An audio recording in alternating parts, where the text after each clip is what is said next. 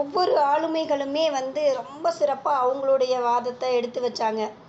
என்னென்னா, சமுதாயமே என்ற அணியில் பேசின சகோதர உறவுகளாகட்டும், இல்லை உறவுகள் தான் பெண்களின் முன்னேற்றத்திற்கு பெரும் தடையாக இருக்குது அப்படின்னு பேசின உறவுகளாகட்டும், அதெல்லாம் கிடையாது, அவநம்பிக்கை தான் எல்லாத்துக்குமே காரணம் அப்படின்னு சொல்கிற உறவுகளாகட்டும், எல்லாருமே ரொம்ப சிறப்பாக அவங்களுடைய வாதத்தை எடுத்து வச்சாங்க.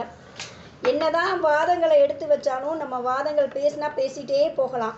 ஆனால் அதுக்குன்னு ஒரு முடிவு வரணும். அந்த முடிவை வந்து வழங்குறதுக்குன்னு ஒரு சிறந்த ஆளுமை வேணும். அத்தகைய சிறந்த ஆளுமையாக தான் இன்றைக்கி நீங்கள் இருக்கீங்கம்மா. உங்களுடைய வாதத்தை உங்களுடைய தீர்ப்பை நீங்கள் வழங்கலாமா? நன்றிம்மா. பெண்கள் முன்னேற்றத்திற்கு தடையாக இருப்பது சமுதாயமா, உறவுகளா, பெண்கள் அவங்களே அவநம்பிக்கையா எடுத்துக்கிறாங்களா அப்படிங்கறதுதான் தலைப்பா கொடுத்தாங்க. இதுல மொத்தம் 16 பேர் பேசியிருக்காங்க. ஒவ்வொரு தலைப்புலையும் மிக சிறப்பா அருமையா அவங்களுடைய சொந்த அனுபவம், அதே மாதிரி அவங்க பார்த்தது, அதே மாதிரி அவங்க கேட்டது, அவங்க வாழ்க்கையில நடந்தது எல்லாத்தையுமே சமுதாயத்துக்கு பேசினவங்களும் சிறப்பா, உறவுகளுக்கு பேசினவங்களும் சிறப்பா, அவநம்பிக்கை பெண்களே அவங்கள அவநம்பிக்கையா நினைத்துக்கிறாங்க அப்படிங்கறத பேசினாங்க. இப்ப பேசினது எல்லாத்துடைய கருத்துக்களையும் வைத்தும் நம்ம இன்றைக்கு சமுதாயத்தை பாக்குறத வைத்தும் என்னன்னு பார்க்கலாம். நம்ம இப்ப சமுதாயம் ஏற்கனவே முன்னாடி எப்படி இருந்தது பெண்களுக்குன்னு பார்த்தா, சங்க காலத்துல எல்லாம் நல்ல புலவர்கள் நல்ல எல்லாருமே நல்லா இருந்துட்டாங்க. இடையிலதான் வந்து இந்த படிக்க வேண்டாம், அந்த மாதிரி பெண்களை அடிமையா படுத்துறது, இது எல்லாமே இருந்தது.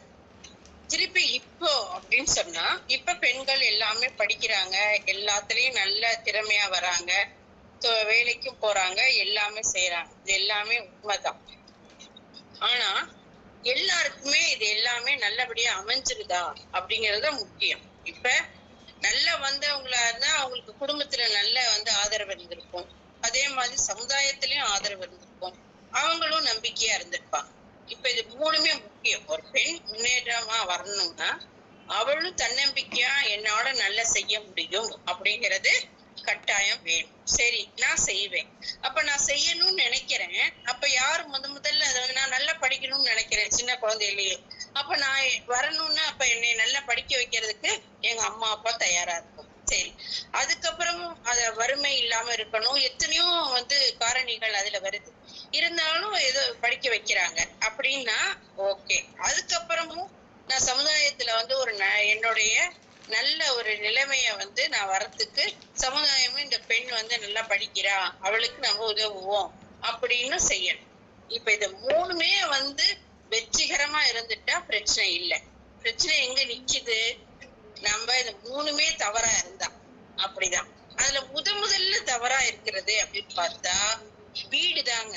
எந்த ஒரு இடத்துலயும் வீடு, அந்த வீட்டுல உள்ள உறவுகள், அதை தாண்டிதான் அடுத்தது போகும். இப்ப ஒரு பெண்ணே அவநம்பிக்கையா அவளை நினைச்சுக்கிறா அப்படின்னா எடுத்ததோட எந்த குழந்தையும் வந்து தன்னை வந்து குறைச்சு மதிப்பிடுறதோ தன்னால முடியறது இல்லை அப்படிங்கிறது சொல்றது எந்த குழந்தையும் கிடையாது. அது எல்லாமே நல்ல ஊக்கத்தோடையும் உற்சாகத்தோடையும் நல்ல இதோட தான் வருது. மாற்றுத்திறனாளி அப்படின்னு வந்தா கூட அவங்களுக்கு எல்லா ஊக்கம் எல்லாமே இருக்கு, அவங்களும் நல்லா செய்யணும், நம்ம வாழ்க்கையில வந்து சிறந்தா வரணும்னு தான் அவங்களும் நினைப்பாங்க. அப்படிப்பட்டவங்களா தான் வராங்க. அப்படிங்கும் போது அந்த குழந்தை வந்து அவநம்பிக்கை ஆறா, அல்லது அந்த குழந்தை வந்து பெண் குழந்தை, நீ வாய மூடு, பேசாத, உனக்கு வந்து ரொம்ப பேசினா திமிரு, இப்படி ஒவ்வொன்னையும் சொல்லாதான் அவளுக்கு அது அவநம்பிக்கை வரும். அப்ப குழந்தைக்கு எடுத்தோடனே எனக்கு வந்து அவநம்பிக்கை வருது, நான் பயப்படுறேன் அப்படின்னா கூட அது வீடுதான் காரணம். நான் பயப்படுறேன், என்னால ஒண்ணும் செய்ய முடியாது அப்படின்னு சொன்னா கூட அது வீடுதான் காரணமா இருக்கு. ஏன் காரணமா இருக்கு, நீ பேசினா தப்பா இருக்கும்னு சொல்லிடுறது இல்ல ஏதோ ஒண்ணு. அப்போ அந்த குழந்தையா பிறந்த போது, பெண் குழந்தையா பிறந்த போது ஐயோ பெண் குழந்தையா பிறந்துச்சுன்னு நினைக்கிறது முதல் தப்பு. அப்படியே இப்ப வந்து பரவாயில்ல பெண் குழந்தை பிறந்து நல்லதுதான் நினைச்சிருந்தா கூட அந்த பெண் குழந்தைய எப்படி வளர்க்கணும் தெரியுங்களா? ஏன்னா அந்த குழந்தை தான் ஒரு வரலாறு, சமுதாயத்தையே நாளைக்கு கொண்டு வரக்கூடிய மிகப்பெரிய வரலாறே அந்த பெண் தான். அதை இன்னுமே யாருமே புரிஞ்சுக்க மாட்டேங்கிறாங்க.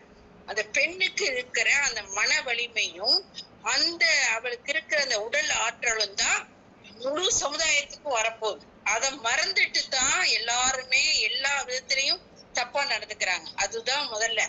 அப்ப அந்த பெண் குழந்தைய பாதுகாப்பா, அக்கறையா, அரவணைப்பா, தன்னம்பிக்கை கொடுத்து, நம்பிக்கை கொடுத்து, நீ நல்ல வருவமா, நீ நல்ல செய்யும் சொன்னா அந்த குழந்தை எப்படி அவநம்பிக்கை ஆகும்? ஆகாது.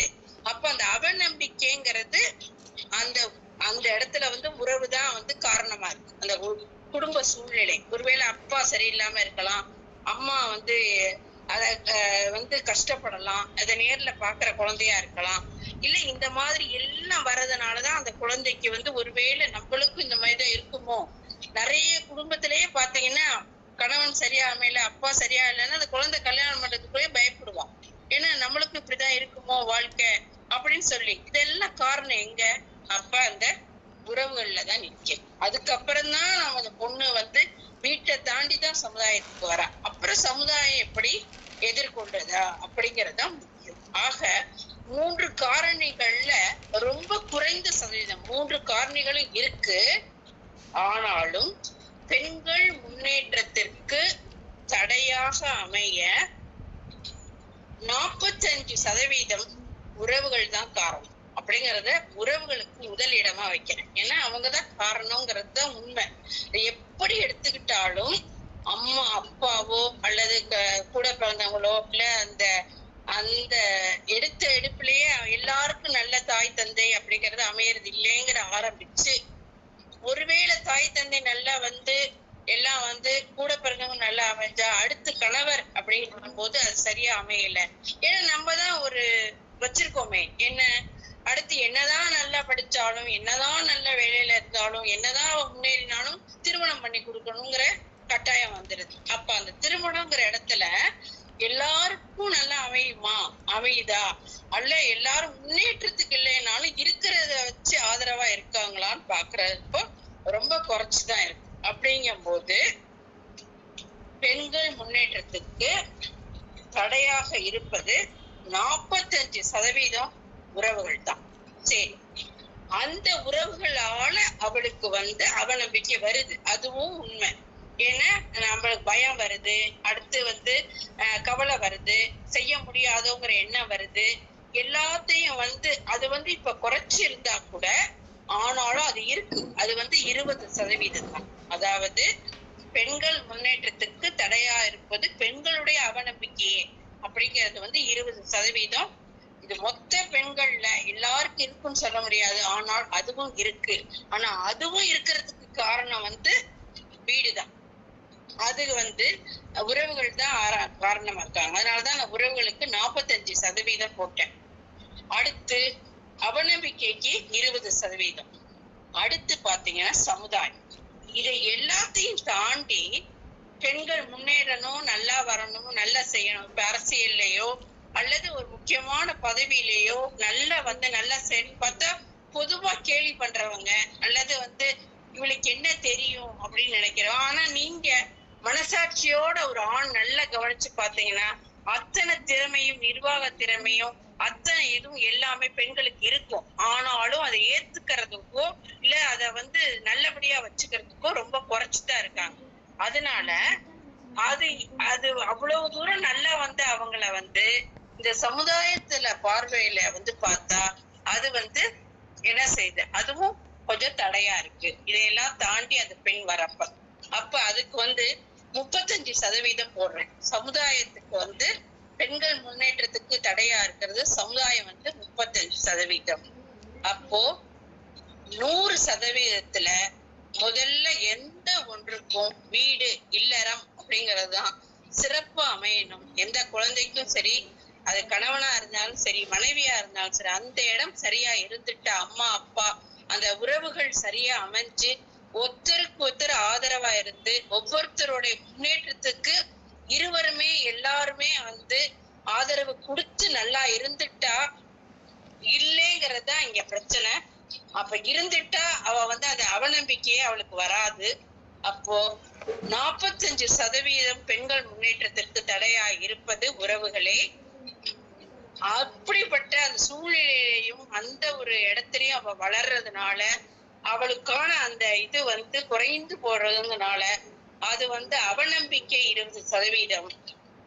இதையும் தாண்டி அவ நல்லா வரும்போது சமுதாயமும் அவளுக்கு தடையா இருக்கிறதுக்கான வாய்ப்புகளும் அதிகமா இருக்குங்கிறதுனால அதுக்கு 35% சொல்லி இப்படி 3 காரணிகளுமே இருக்கு.